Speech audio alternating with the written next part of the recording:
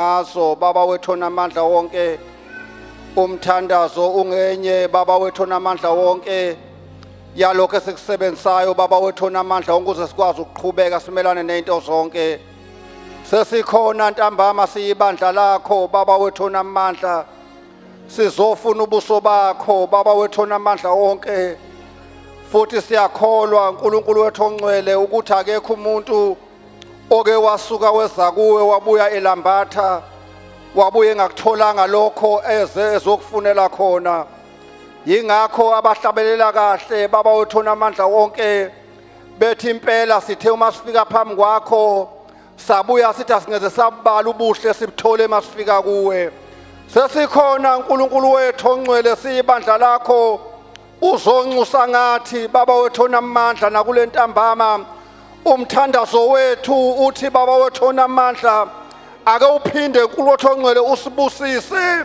njengoba uke wenza nayizolo wenza baba wethu onamandla wonke nasenkonzweni besiphuma kuyo baba wethu onamandla namhlanje silindele lolo gcobo baba wethu onamandla uphinde usihambele njengebandla lakho thatha udumo keNkulunkulu wethu ongcwele nakule ntambama ngelihle igama lenkosi yethu Jesu Kristu amen singahlala phansi haleluya haleluya haleluya siyabingelela ibandla likaNkulunkulu egameni lenkosi yethu Jesu sibingelele umoya ongcwele ekhona phakathi kwethu simi nje kungenxa yokuthi ukhona yena okanye nathi siyabuhlonipha ubukhona bakhe ngegama lenkosi uJesu singamshayela izandla ngegama lenkosi uJesu haleluya siyathanda futhi bazalwane ukuphinda sibingelele abazali bethu ubaba Mahlaba benoma Mahlaba bengekho phakathi kwethu bayisibusiso ngendlela emangalisayo ngaphakathi kwethu ubuholi babo busenza sikwazi ukuqhubeka sibekezele endleleni uma sibabona bekhona beqhubeka phambi kwethu besihola ngendlela basihola ngayo sizibona sikhuselekile singabashayela izandla egameni lenkosi uJesu amen siyathanda ukubingelela ubuholi bebandla bukhona phakathi kwethu ngekhathi zonke ubukhona babo buyasisiza kakhulu ngoba ingeqhubekele enqola bengekho bona bekhona njengabaholi bebandla ngegama lenkosi siyacela sibashayele izandla ngegama lenkosi uJesu sibingelele ke bazalwane ibandla lonke likaNkulunkulu abomama abobaba omkhulu ogogo osisi obhuti kanye nesupersheshi egameni lenkosi yethu Jesu Kristu singazishayela izandla ngegama lenkosi uJesu siyabonga kakhulu bangcwele sibonga nje ukuthola ithuba bazalwane lokuzoma phambi kwebandla kaNkulunkulu engilihlonipha ngendlela emangalisayo alikho nelilodwa ilanga engikuthatha kancane ukuma phambi komzimba kaKristu ayithengele wona ngegazi lakhe ukuthola nje lelo thuba lesizoma abazali bethi asime besicela bethi azoma phambi kwebandla sikubona ukuhlonipheka lokho ngoba bakhona abangcona bebengama la kunathi kodwa uNkulunkulu wakhetha namhlanje kumethina lokho kuumusa kaNkulunkulu siyohlala sikuhlonipha njalo ngegama lenkosi uJesu uNkulunkulu uthembekile ngekhathi zonke nami ke angizukuchitha isikhathi besibeshilo ngobaba Ndebele ngumntwana kaNkulunkulu ngiyamthanda kakhulu uJesu wayisiza impilo yami usayisiza impilo yami usazoqhubeka isiza impilo yami ngegama lenkosi uJesu amen size enkonzweni yomthandazo ke bazalwane inkonzo yomthandazo inkonzo ebaluleke kakhulu iyona njini esiqhubeka ngayo njengebandla sikwazi ukuqhubeka into engenza ngiyithande kakhulu inkonzo yomthandazo ukuthi iyona nkonzo okwanje kuyiqhubha noma uwedwa ayilindi MC ayilindi umuntu ozohlabelela ayilindi umuntu ozoshaya ugubhu uma ngabe nje usuthu zaNkulunkulu uyakwazi kuyiqala uyenze amen so uma ngabe siholelwa kule nkonzo yomthandazo siholela inkonzo ebalekile futhi eyenziwa yiwo wonke umuntu akekho umuntu ongathi mina angikwazi ukwenza le nkonzo ngoba iyona eyisisekelo esiqinisayo esenza sikwazi ukuqhubeka nasendleleni nami njengoba ngimela phambi kwenu angizanga nangamazwi awubuciko nangcono kodwa nje sizokhuthazana ngayo lento abazali bethu abahlala besikhuthaza ngayo ukuthi singakiyeki ukuthandaza. Ukuthandaza iyona nto esincedayo, iyona nto ekwenza ukwazi ukuma noma uphakathi kwabazalwane noma ungekho phakathi kwabazalwane ukwazi ukuma. Futhi umthandazo uJesu ngesikhathi ezela emhlabeni wakhombisa ukuthi umthandazo iyona nto okwazi ukuqhubeka ngayo wenza izinto eziningi. Ngikhumbula nje ukuthi uJesu ubevamisile ukuthi nje kusanda kwenzeka izinto, kusanda kwenzeka imangaliso ngaye lithi izwi lenkosi wayejwayele ukuhosheka ayoba yedwa emthandazweni. uJesu wayengavamisile ukuselebrate ukuthi hayi namhlanje ngibona uNkulunkulu engihambele ngakho ngihambe ngiyolala ngiphumule. Wayethi mayeqeda kwenza lokho kade kwenza ngabe kuvuleka impumputhe amehlo ishosha isukumile kwathi abangezwa bezwa. uJesu wayengaselebrate lokho kodwa wayethi mayeqeda ukwenza lokho bese yahosheka ayoba noNkulunkulu. Soke nathi njengebandla noma into zisihambela kahle noma into azisihambeli kahle singakuyeki ukuthandaza ngoba ukuthandaza iyona nto okuyiyona esiphumelelisayo. Noma ngabe kuhamba kahle ungamkhohlwa uNkulunkulu noma bese kuthiwa into azihambeli kahle yana uNkulunkulu. Uze wathi uSolomon mayekhuluma ngalokho wathi igama likaJehova lingumbhosho onamandla olungileyo uyabalekela kulona bese yalondeka. So indawo yokubalekela bazalwane isemthandazweni isegameni likaJehova elingumbhosho onamandla. So iyona ndawo okumele sibalekele kuyona. So ke nami ngoba ngimilana sengishilo ukuthi sizokhuthazana ngesikwaziyo nalokho esihlala sitshelwa ngakho ukuthi singakuyeki ukuthandaza. Nami ngizoshaya istembu kukhona lokho ukuthi bazalwane singakuyeki ukuthandaza noma ngabe kuthiwa ubona ngathi into ngazathi nalomthandazo othandazayo engazathi awuphenduleki, ubone ngathi eminye imithandazo iyaphenduleka.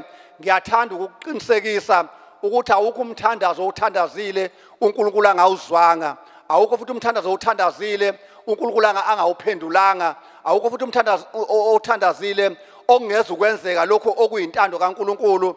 Ngiyakhumbula nje kuleli viki edlule ubaba uNgobese bekade efundisa ngokuthi ayikho into eyintando kaNkulunkulu engenzeki. Uma ngabe sithandaza sesikwenze konke kwaba khona nezifiso esinazo kodwa egcineni kwakho konke intando kaNkulunkulu okumele yenzeke. uJesu wakwayenza leyo nto wathi uma ngabe eya eGetsemane ethandaza wathi sebone sonke isimo ayibhekene naso ukuthi sinzima kangakanani phambi kwempilo yakhe lithi izwi lenkosi wathi egcineni intando yakho ayenzeke kungenzeke yami. So esikhathi esiningi masithandaza singabazalwane kufanele simnikeze uNkulunkulu ukuthi egcineni kwakho konke naseyifisweni zethu esinazo neseyidingo zethu esinazo kodwa egcineni kwakho konke okwenzakalayo kuyintando kaNkulunkulu. Into esingayifuni yenzeke into engesiyintando kaNkulunkulu kodwa makuyintando kaNkulunkulu kohlala kwenzeka ngezikhathi zonke. uNkulunkulu asibusise.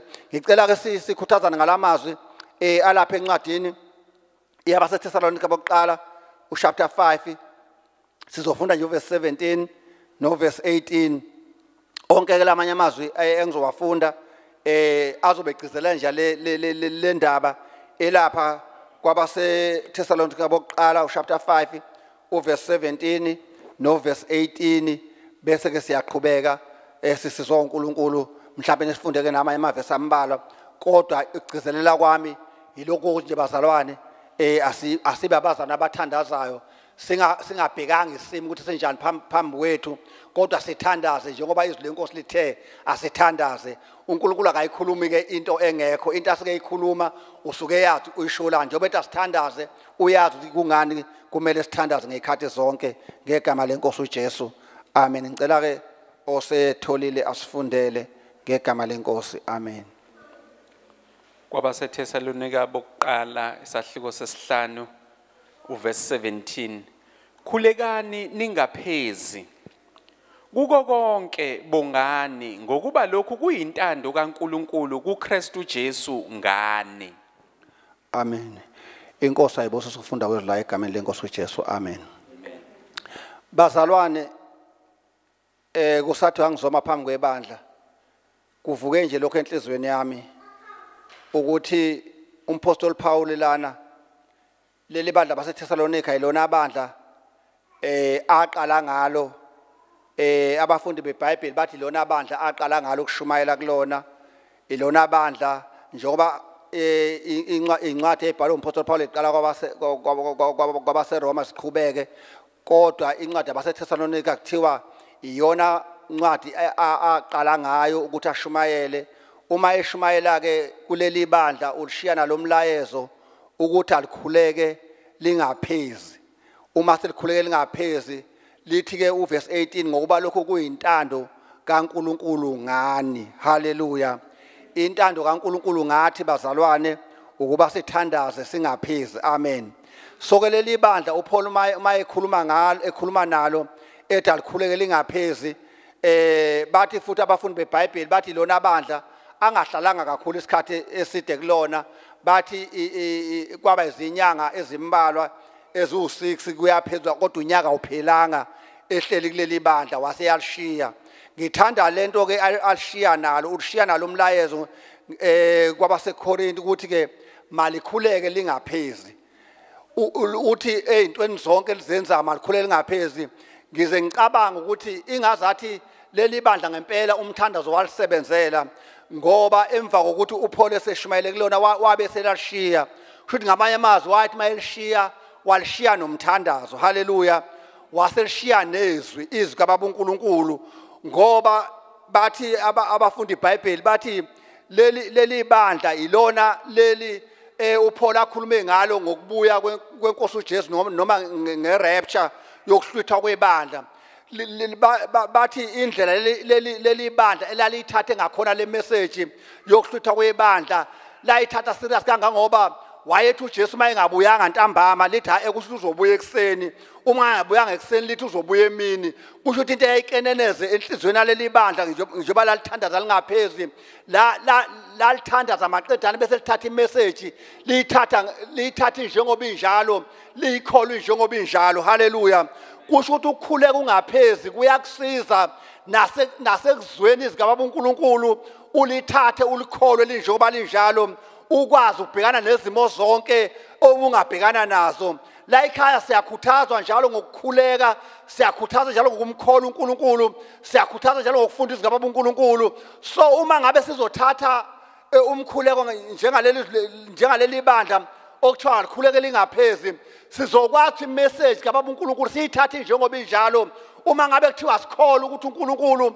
uzosenzela into injengoba ezoyenza sikhothi uzoyenza injengoba injalo umpostoli ujwayele ukukhuluma lana athi ayikho into ekhona la emhlabeni engakaze ibe umoya haleluya yonke into esiyibamba ngezandla namhlanje iphatheke isuke entweni eyayikade ingekho isuke ezweni likamoya usethi ke umpostoli mayekhuluma uthi ke indlela yokumukela into isuke ezweni lakamoya izwa ezweni lasemhlabeni noma izwe ezweni lokuthi ibambeke ukuthi siyikholwe haleluya manje leli bandla laseThesalonika ingazathi lavele lathatha imessage kaPaul layibamba layikholwa nakuba wayesahambile phakathi kwabo kodwa bakholwa ukuthi uJesu uyabuya haleluya bathi abafundi iBhayibheli bathi kangangoba leli bandla into eziningi la izidayisa lithi ngoba uJesu uzobuya nayi noma yini haleluya indlela imessage lalibambe ngayo haleluya nathi uma singabamba le message uNkulunkulu ayinikeze abagcotshwa bakhe abama lapha phambi kwethu obamahlaba benoma amahlaba siyibambe ngokukholwa siyibambe ngazathi ayikho imessage esophinde siyithole ukhona uNkulunkulu into angasenzela yona ngoba sikhuleka kasiphezi umthandazo uyasiza ngike ngasho ngimilana phambi kwenu ngelinye ilanga ukuthi uma uthandaza awugcini nje uyithandazela wena haleluya kodwa kugcina kungenelela uNkulunkulu ngomoya wakhe ongcwele asithandazele kangcono uPaul uphinde washo wathi asikwazi thina singakuthandazela kodwa umoya ongcwele uyasinceda asibubulele kangcono kunathi haleluya into eyithina nje ayikwazi kahle ukuthandaza uma ngathiwa nje bamndebele qala ukuthandaze ngizoqala ngibheke idingo zami ngibheke umndeni wami ngibheke ukuthi into zami engifuna ihlele kanjani bese ngigcina ngithandaza ingqondo yami nokucabanga kwami kanti uma ngisizo umoya ongcwele uzothandaza lento eyintando kaNkulunkulu ngami noma ngebandla haleluya so ukuthandaza singaphezulu ke bazalwane kuyasiza sidluleke nakulezi idingo vele kumele sithandazele idingo zethu kodwa ukuthandaza njalo kukwenza ungahlali ezidingweni zakho kuphela kodwa ubone nezidingo zabanye, ubone nezidingo zebandla, ubone nezidingo zenceku, ubone nezidingo zebandla zobuholi bebandla, ubone nezidingo zabo zakwethu esikhonza nabo, abodadewethu abafowethu. The more uthandaza, the more umoya ongcwele ekwembulela idingo ezidingwa nabanye ngoba uthandaza ungaphezulu. So ke uverse 18 angiphindele bamnkosi.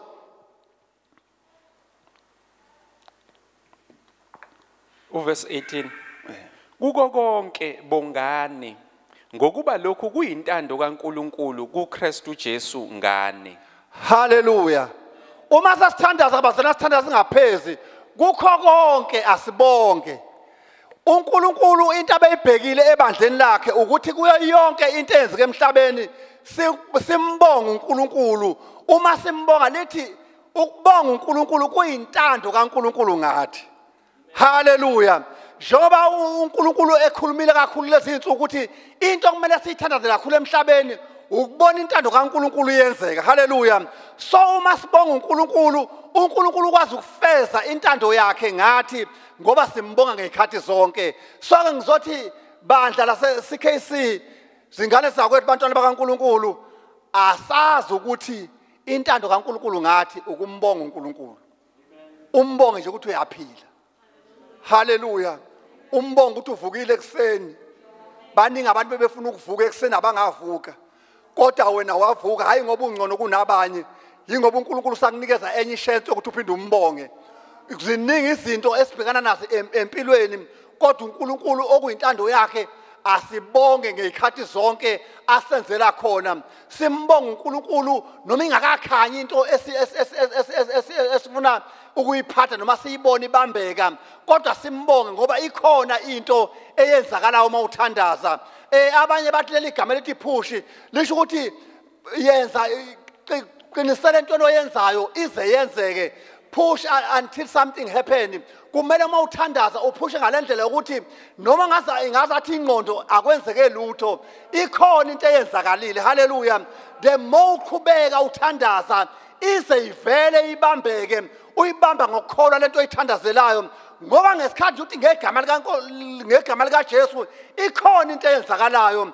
Uma ubiza leli gama zikhona into ezinyakazayo. Uma ubiza leli gama liphakanyisiwe emagameni onke ukuze zonke into eguqe kuleli gama. Uma ubiza igama lenkosi uJesu into zonke ziyaguqa kuleli gama lenkosi uJesu, kube khona into eyenzakalayo noma ungaba uyiboni kodwa iyenzeka kwelikamoya.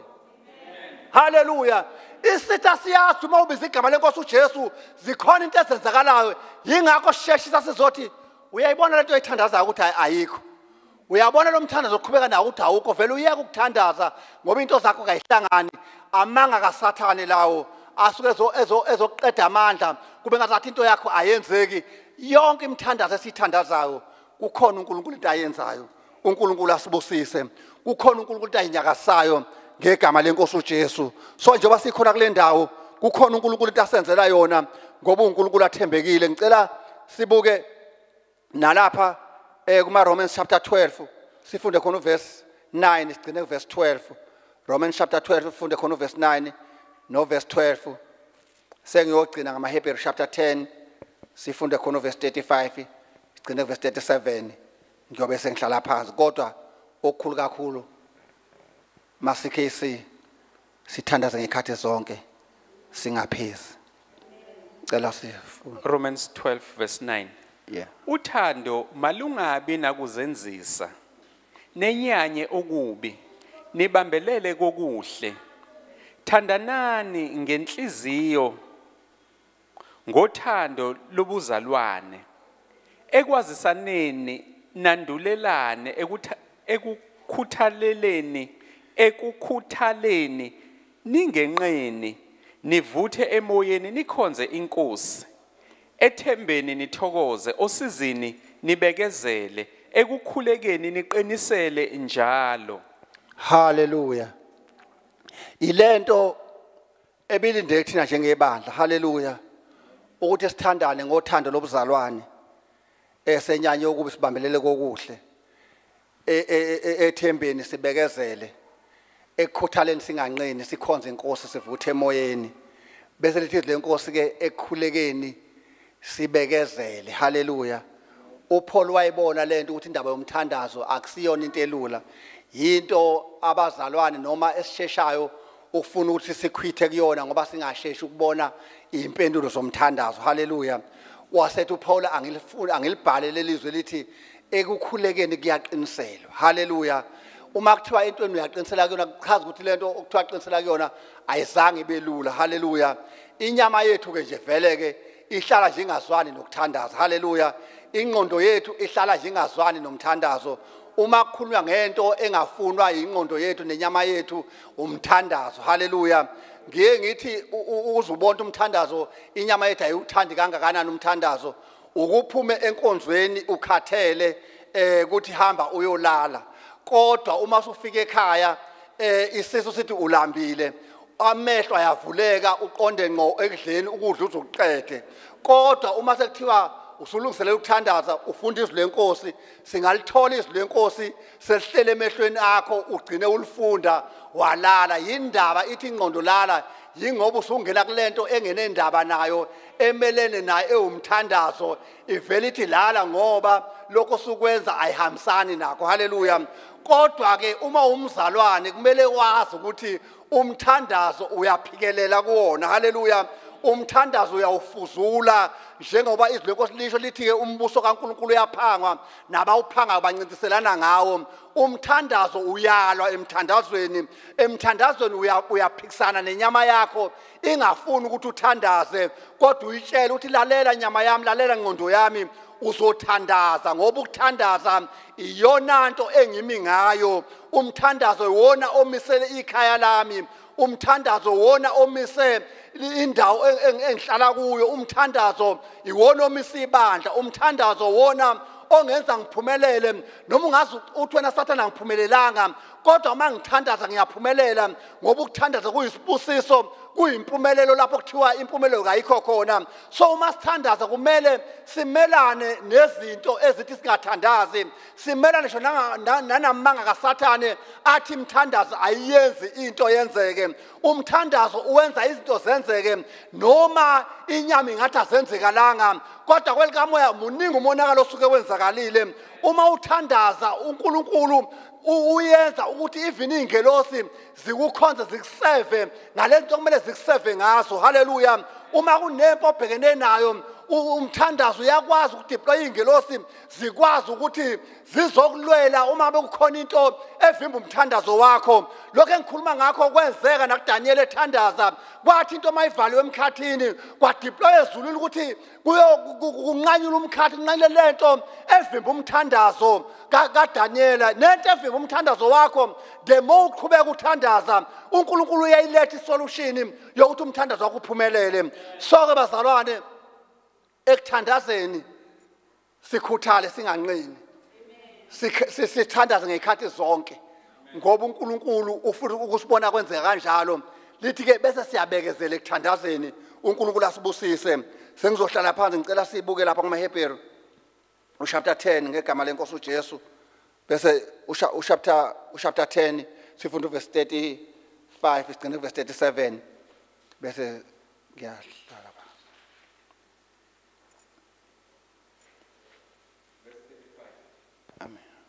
ngakho ke maningalahli isibindi senu esinomvuzo omkhulu ngokuba nidinga ukubekezela ukuze seniyenzile intando kaNkuluNkulu namukele isethembiso haleluya ilokho bazana bekusenhlizweni nami sengizohlala phansi ukuthi sithandaza ngekhathi zonke singaphezi ungayekiswa izimo obhekane nazo endleleni ubuse uzoyeka ukuthandaza ungayekiswa izimo othi ingazathi imthandazo yakhe ayiphendulwanga ngiyathanda ukuqinisekisa njengomntwana kaNkuluNkulu uKristu ohlala kuwe oyihope of glory yonke imthandazo oyithandazile uNkulunkulu uzoyiphendula ngokwentando yakhe futhi kuzokwenzeka ngokwentando yakhe lokho okuthandazelayo ngase ngithi mase sibuka lapha kuma-Romans ukuthi sesikwenze konke sathandana ngabazalwane sathandazelana sakhuthazana lithi le Nkosi ke sesikwenze konke siqinisele emthandazweni. Hallelujah. Lithi le Nkosi ke lele ngicina ngalo lithi nize ningasilahli isibindi senu esinomvuzo omkhulu. Hallelujah. Ungawulahla umthandazo ezintweni zonke bengakulahlekela empilweni. Ungakuyeka ukushumayela wenze uyeke yonke into kodwa ungawuyeki umthandazo ngoba umthandazo iyona nkombandlela iyona into ekwenza ukuthi ukwazi ukuthi uzothathani uyihlanganise nani. Abantu thina abazana sivama ukuthi sibe busy ngento eziningi sithi ke sizogcina ngomthandazo. Ngithi mina ake sikushintsheni lokho. Umthandazo uwenza ube unumber 1. Ngisho uzoqala emsebenzini ekseni uqale ngawo mhlawumbe uthola ukuthi une schedule eside noma esinenteni kufanele uzenze osukwini une program ende uyabuka ukuthi lento lindlela ende ngakhona awuyiboni phela. Ngithi mina ake uhambe uqale emthandazweni ngayo yonke lento yohlelo losuku ubone uNkulunkulu akaze ukwenzelani ibe lula into wena obuyibona inzima ungathi uzoyenza kanjani ibe lula. Emthandazweni uNkulunkulu wenza izinto ebezinzima kuthina ebezosithatha isikhathi eside ukuzenza bese ezinkulu sizenze ngesikhathi esifishane sizibone zenzeka siphumelela. So ngizothi mina ngiyakukhuthaza ukuthi njengoba sithanda lapha siyibandla sihlangene le mthandazo yanga singabodwana asiqhubeke nayo. Ngisho ngabe usekhaya kukhona into ofuna ukuyenza ake uqale nje ngomthandazo uqale uNkulunkulu uqale ubikele uNkulunkulu ngaleyo nto ubonta kuze ubona nomehluko ukuthi into ebizokuthatha isikhathi eside kwesinye isikhathi mhlawumbe ubuzoze udikibale phakathi nayo uyiyeke ungathi uzokwenza kanjani. uNkulunkulu emthandazweni usinika ngisho wisdom yokubhekana nje nempilo yokuphila yeinsuku zonke. Hallelujah. Uma usemthandazweni ngisho mhlawumbe bekukhona isho obubhekene nawo mhlawumbe obekumele ixazululeke mhlawumbe ngabe semsebenzini uma ke waqala ngomthandazo uNkulunkulu wenzela kube lula ukuthi ubhekana naleso simo ozobhekana naso ngoba uNkulunkulu ukunikeza ngisho wisdom yokubhekana nezimo. Umthandazo awusebenzi kuphela kwekamoya kodwa uyasebenza impilo yakho ibalance kuwo wonke ama-spheres of life ikwazi ukubalance. Ibalansiswa yini? Umuntu othandazayo abese yakutshela ukuthi uNkulunkulu social uzophila kanjani, abese yakutshela uNkulunkulu spiritual uzophila kanjani, akutshela uNkulunkulu intellectual uzophila kanjani, akutshela ukuthi yonke into yakho ukuzihleleke uzoyenza kanjani. Yonke leyo nto yakheleke emthandazweni. Impilo yethu ukuziqhubeke inqobe incike emthandazweni. Yingakho uPaul wathi leli bandla alithandaze lingaphezi. Ngesithathu lithandaza lingaphezi lithandaza ngekhathi zonke. Kwaqala kwenzeka izinto kuleli bandla lamkhonza uNkulunkulu ngathi liyambona engabonwa. Lalingisa uMoses elithi le Nkosi wathi seshiya iGibhithe wahamba ohlala nabantwana bakaNkulunkulu lithi wayemkhonza ngathi uyambona engabonwa. Umthandazo ukwenza umbone uNkulunkulu ungamboni. Umthandazo ukwenza ubona izinto zenzeka zingakenzeki. Umthandazo wenza uyibamba izinto zingakabambeki. Umthandazo ukwenza ube nesiqiniseko sento ungakayibambi. Hallelujah. Ngoba uyathandaza. Ulingise lamakholwa elithi le Nkosi kuma-Hebrew chapter 11 lithi bakholwa izinto bengakayiboni bayibamba ngokukholwa. So uma ngabe singamakholwa kulezi insuku azophumelela azokwazi ukubhekana nazo zonke izinhlelo zokuphila emhlabeni asibe uhlobo oluthandazayo. Uma uthandaza ngisho imessage yosuku uNkulunkulu uyakuhlelela yona ngoba uyayithandazela. uNkulunkulu akulethele imessage eqondene nesidingo sakho ngoba umuntu othandazayo. uNkulunkulu ujwayele ukuhlangabezana nempendulo zemthandazo oyithandazayo. Uthola lento bathi uyithandazela usekhaya uyamthola uNkulunkulu usenempendulo usemla epulpiti usezokuphendula ukulethela impendulo yomthandazo obuthanda ohlala kuyo kulomgwaqo ohlala kuwo. uNkulunkulu uthembe wena ngomthandazo ukuthi ungaguquka leyo ndawo okuyona noma leyo ndawo ophila kuyona kulomsebenzi osebenza khona. uNkulunkulu uthembe wena ukuthi ngokuthandaza kwakho izimo ingashintsha kuleli bandla okhonza kulo. uNkulunkulu uthembe wena ukuthi ibandla lingaphila lihlangabezane nezidingo zalo ngenxa ukuthi uyathandaza. Hallelujah. So ungawuthathi kancane umthandazo wakho uhamba ibanga elide. Hallelujah. Wena ungabona ngazathi izinto azenzeki kodwa ziyenzeka. Hallelujah. Ngoba nje ubukhona bakho kule ndawo ophila kuyona nawe basaphila bakwazi ukuvuka yingenxa ukuthi ukhona wena so ungawuthathi kancane umthandazo wakho indawo ephila kuyo wenza ubusawoti noma wenza indawo ophila kuyona ibe nempiliso ngenxa ukuthi wena ukhona uyathandaza haleluya so ungawuthatha umthandazo wakho kancane mkhulula ebandleni siyawudinga ngendlela emangalisayo mukhule ekhaya kwakho singakafiki sikuthandazele thina ukuqala nje ukuthandaza ubiza igama lenkosi uJesu zikhona into ezenzakalayo amanga asathalela nathi hayi wena kufanele uzilinde emhlabeni abantu abathile bezokuthandazela ngeke ziyenzele into oyithandazelayo iyenzeka haleluya uma usulanda ethele usulanda ibackup kodwa usuwenzile futhi kwenzeka ngegama lenkosi uJesu ngiyathanda ukusho ukuthi sizethenjwa kaNkulunkulu haleluya uyabona nje uNkulunkulu indaba ezixoxwayo ezulwini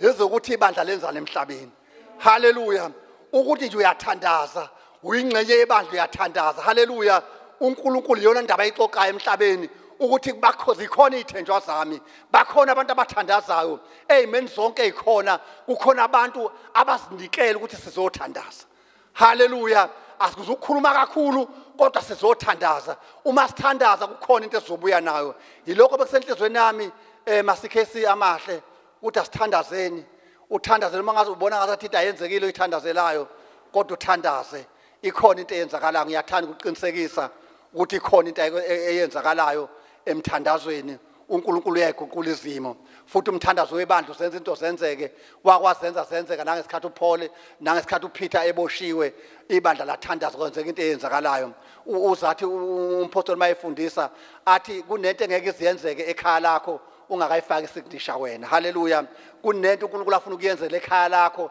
awulinde nje isignature yakho ukuthi ufake isignature bese yangenelela kunento engeke yenzeke kuleli bandla ungakayifaki isignature ukuthi ayenzeke so umthandazo uyisignature yethu uvumela ukuthi uNkulunkulu aoperate ngoba uNkulunkulu uyayilandela iprinciple noma uyalihlonipha izwi lakhe ukuze angenelele emhlabeni ungenelela ngokuthi siyathandaza haleluya iningi uNkulunkulu angayenza emhlabeni yenzeke kodwa abantu abamvumela ukuthi enze leyo nto yibandla ngomthandazo walo so umthandazo wethu uhamba ibanga elide singawuthathi kancane yiwona owenza uNkulunkulu angenelele izintweni zonke yilokho besenhlizweni yami uNkulunkulu asibusise ngisadedela kobaba bavale ngegama lenkosi uJesu amen.